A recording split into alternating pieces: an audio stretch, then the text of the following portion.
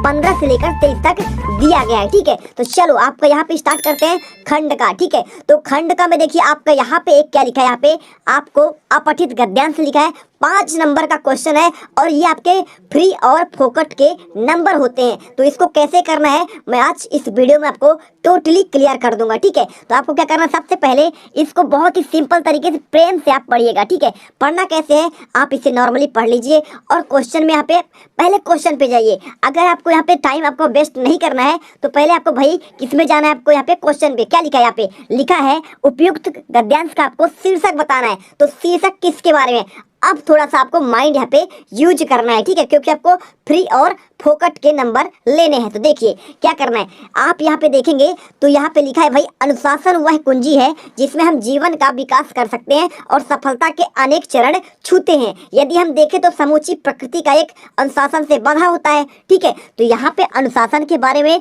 दिया गया है, ये तो हमने जान लिया। ठीक है, अब बच्चे क्या करते हैं, गलती डायरेक्टली देखेंगे वो और यहाँ पे अनुशासन वर्ड देखे और लगा देते हैं भाई अनुशासन में। यही तो आपका गड़बड़ हो गया है। यही तो आपको सोचना है कि भाई इसमें अनुशासन बहुत सारे लिखे हैं, अनुशासन भी लिखा है, अनुशासन के प्रकार भी लिखा है, अनुशासन का महत्व भी लिखा है और लास्ट में आपका विद्यार्थी जीवन में अनुशासन। तो एक चीज यहाँ पे देखिए, यहाँ पे खुद लिखा गया है कि भाई इसमें जो है विद्यार्थी जीवन के बारे में बताया गया है। क्या बताया गया है, ठीक इसी प्रकार विद्यार्थी जीवन में भी अनुशासन का अत्यधिक महत्व है। अब आप समझिए कि यहाँ पे जो बताया जा रहा है वो अनुशासन के प्रकार तो इसमें बताया गया है। देखिए यहाँ पे आपको अनुशासन का प्रकार दिख जाएगा। ठीक है, इसके 2 प्रकार होते हैं और यहाँ पे बहुत सारी चीज दिख रही है, लेकिन आपको समझ कर लगाना कि ये सिर्फ अनुशासन के बारे में नहीं है। यहाँ पे विद्यार्थी जीवन में अनुशासन की महत्व के बारे में बात किया जा रहा है। तो यदि आप ये चीज समझ चुके हैं, ये आपका गद्यांश का आपको तो यहाँ पे सार्थ है। ठीक है, आपको यहाँ पे समझ में आ चुका है तो वीडियो दिल से लाइक कर दीजिए, क्योंकि यहाँ पे आपका राइट आंसर क्या हो जाने वाला है, डी नंबर, विद्यार्थी जीवन में अनुशासन का महत्व।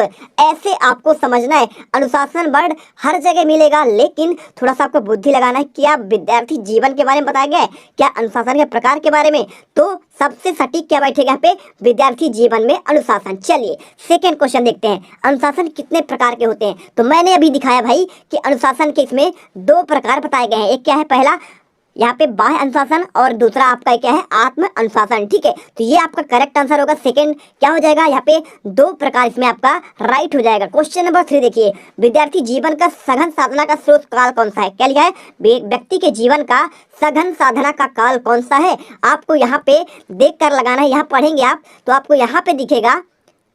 समझिए, देखिए मैं आपको दिखा, हर एक चीज आपको यहाँ पे खुद मैं आपको दिखा दे रहा हूँ कहाँ पे क्या लिखा गया है। तो सघन साधना आपका यहाँ पे लिखा है, ये लिखा है ना, विद्यार्थी जीवन व्यक्ति के जीवन के सघन साधना का काल है जिसमें वह स्वयं का शारीरिक, मानसिक और रचनात्मक, 3 प्रकार का, शारीरिक भी होता है, मानसिक भी होता है और रचनात्मक। अब इसमें देखो क्या ऑप्शन इसमें दिया गया है, तो यहाँ पे ऑप्शन देखेंगे तो इसमें नहीं दिया गया ऑप्शन। देखो पहला यहाँ पे लिखा है बाल्यकाल, तो बाल्यकाल तो उसमें है नहीं, उसमें शारीरिक, मानसिक और रचनात्मक लिखा है, तो ये तो बिल्कुल नहीं होगा।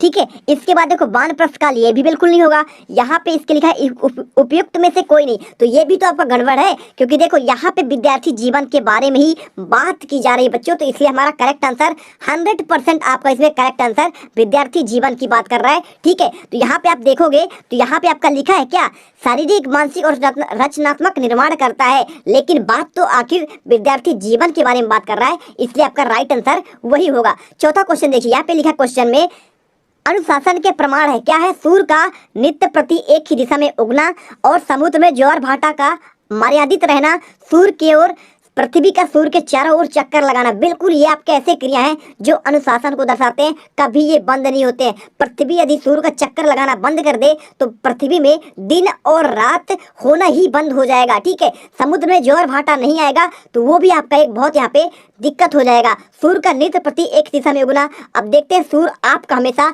पूर्व में ही दिखता है, तो वो अगर पश्चिम में दिखेगा तो आपको वहाँ पे बहुत समस्याओं का सामना करना पड़ सकता है। तो इसमें सब कुछ लिखा है, ये आपके इसमें अनुशासन के इसमें कारण बिल्कुल इसमें बताए गए हैं। यहाँ पे आप पढ़ेंगे तो ये आपका सूर्य का नित्य प्रति, ये देखिए ये आपका लाइन है और अस्त होना भी आपका चंद्रमा, तारे, बादल, आपके सभी इसमें ज्वार भाटा वाला ये आपका यहाँ पे लिखा हुआ है। और हर एक चीज पृथ्वी की ओर सूर्य के चक्कर लगाना, तो ये सभी आपको अनुशासन बताते हैं, ठीक है। यानी कि आपका इसमें क्या होगा बच्चों, आपका इसमें राइट आंसर सभी हो जाएगा, उपयुक्त में से सभी। क्वेश्चन नंबर 5वां देखिए, व्यक्ति के जीवन में किसका गहरा महत्व है। आंसर आपको यहाँ पे बताना है किसका, आपको यहाँ बताना पड़ेगा कि अनुशासन का, किसका, ना कि सिर्फ प्राकृतिक घटनाओं का। बिल्कुल गलत बात है, प्राकृतिक घटनाओं को नहीं होगा, सीखने की प्रक्रिया के भी नहीं होगा, लेकिन अनुशासन का बिल्कुल होगा, ठीक है। अब चलिए क्वेश्चन नंबर आपका यहाँ पे सेकंड आता है, क्या आता है, आपको इसमें एक अपठित गद्यांश दिया गया है, आपको ये 5 नंबर का क्वेश्चन दिया जाएगा, आपको इसे ध्यान से पढ़ना है और पढ़ने के बाद आपको यहाँ पे आंसर इसका लगाना है। तो देखो मैं सभी क्वेश्चन के आंसर आपको प्रोवाइड कराता हूँ।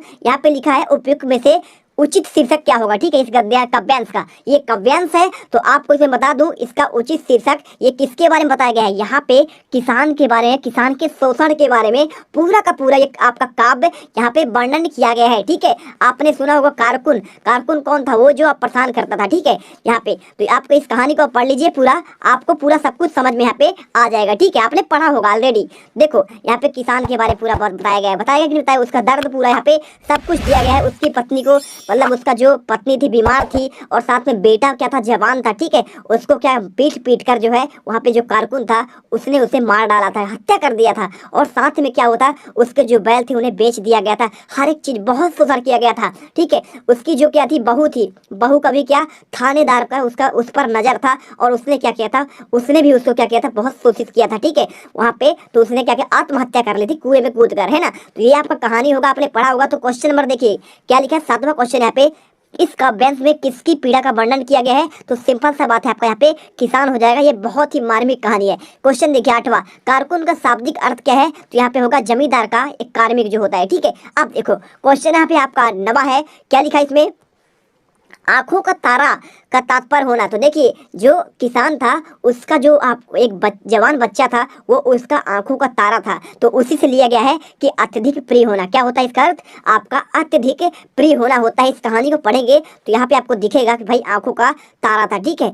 यहाँ पे इस कहानी में आपका लिखा गया है कि बदू उसका जो बालक था यहाँ पे उसके आंखों का तारा था, ठीक है। आपको ये देखिए यहाँ पे लिखा है ना, ये आंखों में ही घुमा करता था, वह उसकी आंखों का तारा था। ये लिखा है कि नहीं लिखा है, लिखा है, बिल्कुल लिखा है। अब देखो आगे देखो यहाँ पे नेक्स्ट क्वेश्चन क्या लिखा है, 10वां क्वेश्चन देखिए। यहाँ पे क्वेश्चन में लिखा है काव्यांश में वर्णित पीड़ित वर्ग आंखों में चमक कब उठाती है। तो कब उठाता, तो उस किसान के शोषण से पूर्व कि जब वो संपन्नता को, अपनी हरियाली, अपनी खुशियां याद करता था तो उसके आंखों में एक चमक आती थी। क्वेश्चन नंबर 11वां देखिए, माता का अचल कृति के रचनाकार कौन है। तो बच्चों इसका राइट आंसर आपका शिव पूजन, आपका सहाय आ नंबर करेक्ट होगा। अब देखो क्वेश्चन नंबर 12वां देखो, जॉर्ज पंचम नामक जो कहानी है आपको पूछा गया है इस कहानी का उद्देश्य क्या है। तो इस कहानी का उद्देश्य आपका ये वाला भी है, विदेशी आकर्षण की भर्त्सना करना और साथ में औपनिवेशिक दौर के मानसिक को चोट करना, और आपका ये वाला भी, यानी कि आपका करेक्ट आंसर पे उपयुक्त में से सभी हो जाएगा, ठीक है। अब आता है आपका यहाँ पे रिक्त स्थान आता है, ठीक है। तो रिक्त स्थान पहला देखिए क्या लिखा है, भाववाचक संज्ञा की रचना का मुख्य कितने प्रकार के शब्दों से बनता है। तो 3 प्रकार देखिए, कौन कौन से, देखिए बलवान, धार्मिक और मेहनती। कौन कौन सा, बलवान, ठीक है, आपको यहाँ पे लिख लेना है बलवान, और आपका एक हो जाएगा यहाँ पे धार्मिक, ठीक है। लिखिए, इसको ध्यान से लिखिए, स्क्रीनशॉट करिए, और एक हमारा एक मार्मिक, ठीक है। तो ये आपके 3 वर्ड हो गए। तो आपको ये लिखना है। दूसरा क्वेश्चन, सर्वनाम कितने प्रकार के होते हैं। तो आपको यहाँ पे 6 प्रकार के लिखना है। क्या लिखना है आपको, यहाँ पे 6 प्रकार आपको लिख लेना है। क्वेश्चन नंबर 3, शब्द जो किसी वस्तु, पदार्थ या जगह की मात्रा, तौल या माप का बोध कराते हैं उसे क्या कहते हैं, संज्ञा कहते हैं, ठीक है। नाउन कहते हैं, नाउन, नाउन यानी संज्ञा। क्वेश्चन नंबर 4 देखिए, हिंदी क्रिया पदों का मूल रूप ही क्या कहलाता है, धातु है। क्या करना है आपको, धातु क्रिया कहलाता है। बच्चों दिल से वीडियो पसंद आए तभी वीडियो लाइक कर दो, क्योंकि इस वीडियो में मैं देखना चाहता हूँ कि राजस्थान वाले बच्चे कितना यहाँ पे प्यार देते हैं। यदि आप लगातार प्यार दोगे तो मैं आपको हमेशा यहाँ पे सारे मॉडल पेपर के आंसर प्रोवाइड कराऊंगा, जिससे आपके बहुत अच्छे नंबर आ सकेंगे, ठीक है। तो चलो यहाँ पे देखो क्या लिखा है, 5वां क्वेश्चन, उपसर्ग शब्द को क्या करते हैं। देखिए उपसर्ग क्या होता है आपका, उपसर्ग मतलब जो वाक्य के प्रारंभ में जुड़कर उसके अर्थ में परिवर्तन ला दे उसे कहते हैं उपसर्ग, ठीक है।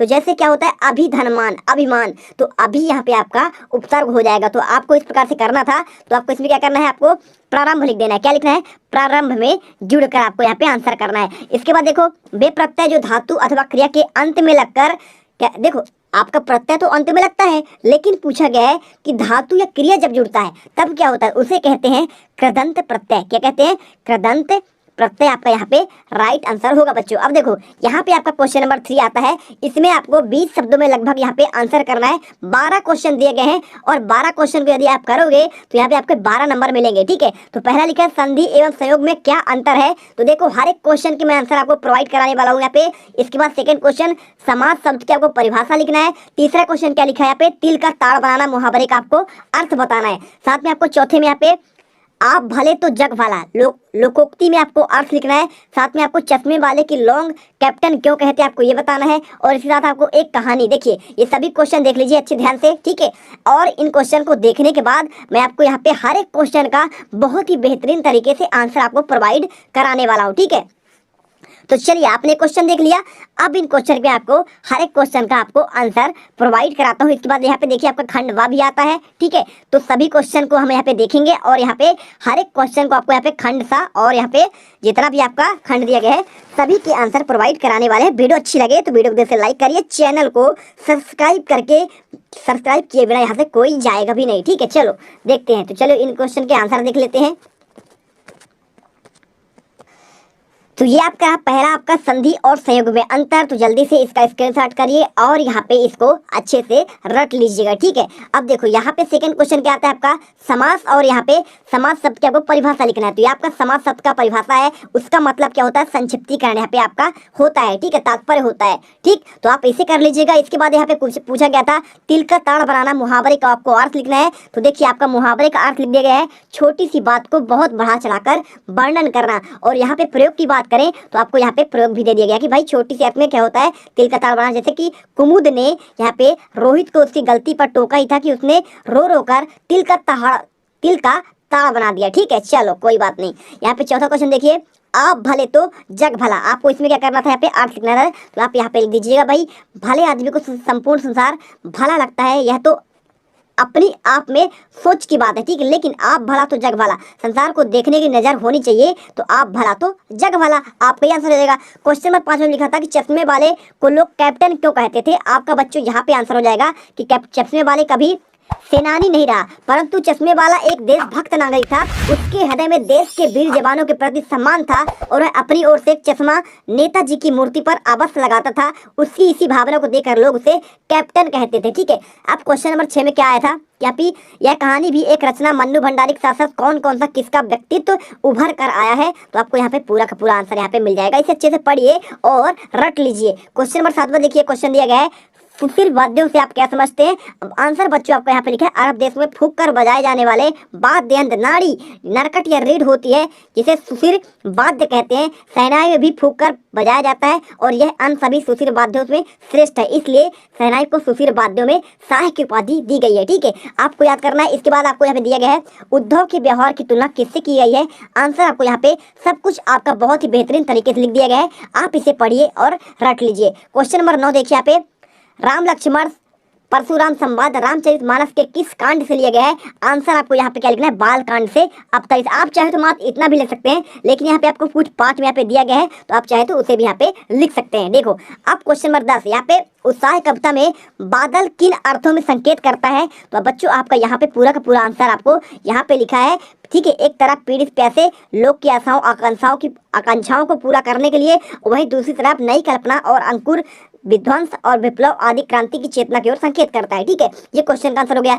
इसके बाद माता के आचर पाठ में उन प्रसंगों को लिखिए जो आपको दिल को छू गया है। तो यहाँ आपका सारा यहाँ पे पहला, इसके बाद आपका यहाँ पे दूसरा, ठीक है, तीसरा, सारे के सारे पॉइंट यहाँ पे लिख दिए गए हैं। इसके बाद आपका क्वेश्चन नंबर 12 लास्ट है आपका 1 नंबर का। यहाँ पे सना सना हाथ जोड़ी यात्रा वृत्तांत में भारत के किस क्षेत्र में यात्रा का वर्णन है। तो बच्चों ये आपका आंसर है इसमें। ठीक है, मधु कांकरिया जी ने अपने यात्रा वृत्तांत के बारे में इसे बताया है कि यह सिक्किम की राजधानी गंगटोक और युथनांग के बीच की थी और लेखिका जब इस शहर में उतरी तो वह हैरान हो गई। ठीक है, तो ये आंसर आपका यहाँ पे हो गया है और बाकी के आपका यहाँ पे खंड आ टोटली यहाँ पे कंप्लीट हो चुका है। अब यहाँ पे खंड बात करें तो खंड बा और खंड सा ये आपके बचे हुए हैं। तो इन सभी क्वेश्चन के आंसर में यदि आप इसे प्यार दोगे, इस वीडियो को आप अच्छे से पढ़ोगे, यदि आपको कुछ इसमें हेल्पफुल मिली है तो वीडियो को लाइक करिए और आपका जो इस कमेंट करिए, क्या आपको नेक्स्ट पार्ट के भी आंसर चाहिए, जल्दी बताइए। मैं आपको अभी जो है कुछ देर में आपको इसे अपलोड कर दूंगा। तो मिलते हैं नेक्स्ट वीडियो पर। जय हिंद, जय भारत। पेपर में आप गर्दा उड़ा के आओगे, इसलिए वीडियो को दिल से लाइक कर दो, चैनल को सब्सक्राइब कर दो।